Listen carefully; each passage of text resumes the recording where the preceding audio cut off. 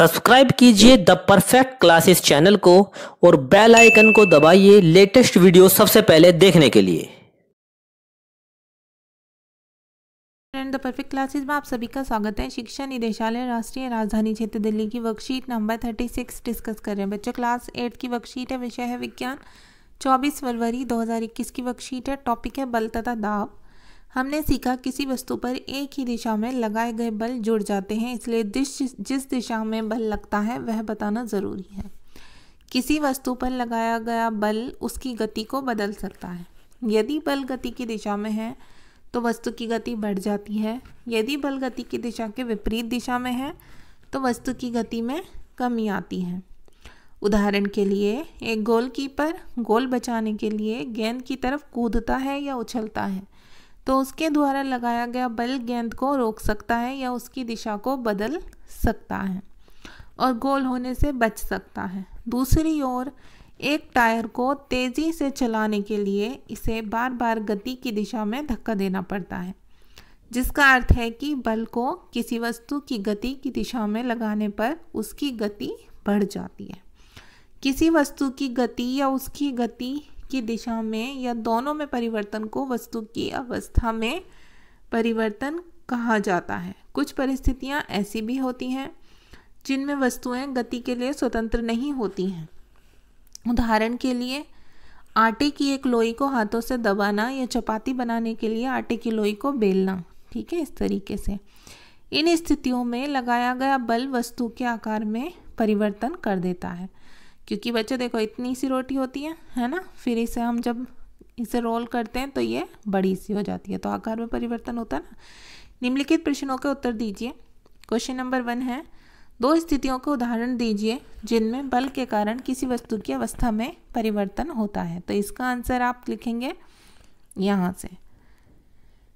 किसी वस्तु की गति या उसकी गति की दिशा में या दोनों में परिवर्तन को वस्तु की अवस्था में परिवर्तन कहा जाता है। मतलब किसी वस्तु की गति में हो या गति की दिशा में परिवर्तन हो, दोनों अवस्थाओं को क्या कहते हैं? दोनों को वस्तु की अवस्था में परिवर्तन कहते हैं। इतना लिखेंगे। फिर उसके बाद आप लिखेंगे, उदाहरण के लिए आटे की एक लोई को हाथों से दबाना या चपाती बनाने के लिए आटे की लोई को बेलना। इन स्थितियों में लगाया गया बल वस्तु के आकार में परिवर्तन कर देता है। यहाँ तक है आपका आंसर 1। आप उदाहरण भी लिखेंगे, डेफिनेशन भी लिखेंगे। अब क्वेश्चन नंबर 1 है बच्चों, क्वेश्चन नंबर 2 है, निम्नलिखित स्थितियों में बल के प्रभाव को पहचान कर लिखें। पहला, इसमें देखिए आपको बताना ये आकार में परिवर्तन हुआ है या गति में है या दिशा में परिवर्तन है। तो पहले हम पढ़ेंगे तब बताएंगे। पहला है नींबू का एक टुकड़ा निचोड़ना। तो बच्चे, जब नींबू के टुकड़े को हम निचोड़ेंगे तो वो किस में होगा? देखिए, ए और बी क्या है? आकार में परिवर्तन। नींबू का टुकड़ा जब निचोड़ जाएगा तो उसके आकार में परिवर्तन हो जाएगा। पहले उसका आकार कैसा होता है, बाद में अलग हो जाता है। ठीक है। लोहार द्वारा हथौड़े से लोहे के गर्म टुकड़े को पीटना। जब एक टुकड़े को पीटा जाएगा तब भी क्या होगा? उसके आकार में परिवर्तन हो जाएगा। तो ए और बी दोनों का क्या है?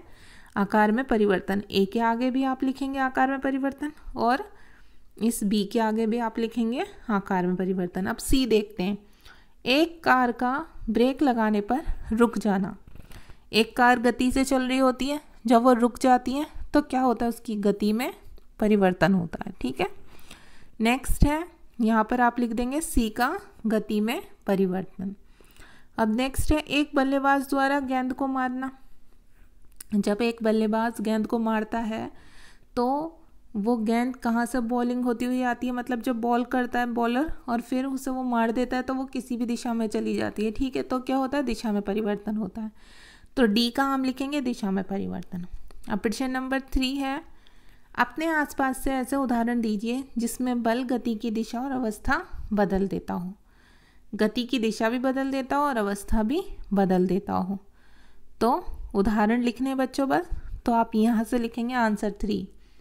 उदाहरण के लिए, एक गोलकीपर गोल बचाने के लिए गेंद की तरफ कूदता है, उछलता है तो उसके द्वारा लगाया गया बल गेंद को रोक सकता है या उसकी दिशा को बदल सकता है और गोल होने से बच जाता है। ठीक है, गति में परिवर्तन हो गया। अच्छा, दूसरी ओर, एक टायर को तेज़ी से चलाने के लिए इसे बार बार गति की दिशा में धक्का देना पड़ता है। तो यहाँ तक लिख देंगे आप आंसर नंबर 3, ये उदाहरण लिख देंगे दोनों। अब क्वेश्चन नंबर 4 में पूछा है क्या होगा यदि लगाया गया बल वस्तु की गति की दिशा के विपरीत दिशा में है। तो इसका आंसर भी आप यहाँ से लिख देंगे, यहाँ से। यदि बल गति की दिशा के विपरीत दिशा में है तो वस्तु की गति में कमी आ जाती है। ठीक है बच्चों, आपकी वर्कशीट सॉल्व हो गई। अगर आपको मेरी वीडियो पसंद आई है तो प्लीज़ मेरी वीडियो को लाइक करें, शेयर करें, हमारे चैनल को सब्सक्राइब करें। Thanks for watching.